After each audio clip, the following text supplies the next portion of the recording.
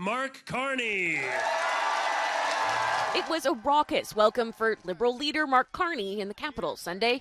Who's ready to stand up for Canada with me?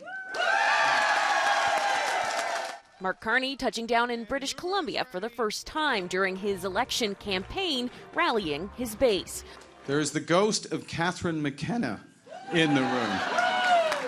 This is also a very good sign. Old and new faces on hand.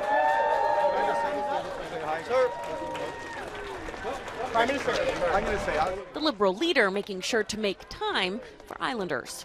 It is fantastic to be back on Vancouver Island. As some of you know, I have family here.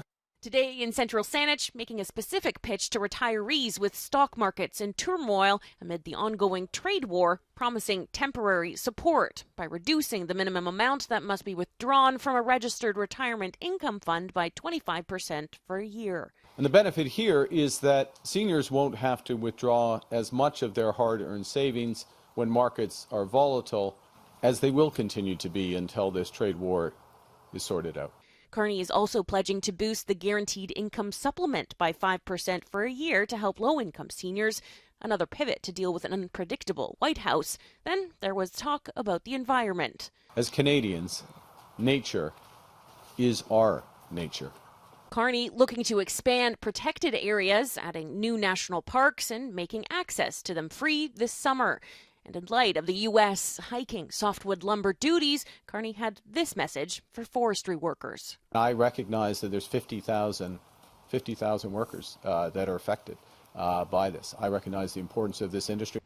The issue, one of the main topics of a later conversation between Carney and BC's Premier. Great to see you in person. We've got a lot to talk about today.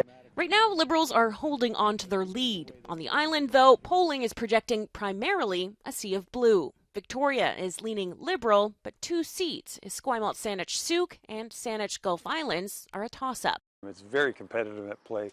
We're seeing 3-way races where we used to just see 2-way races in some of these ridings. And it's not just the classic orange versus blue. We're now seeing red coming up as a color that's going to be very competitive in some of these ridings. And that would be a very credible, significant achievement for a party that hasn't won a seat here since 2008. Making this visit one of consequence with Election Day 3 weeks away.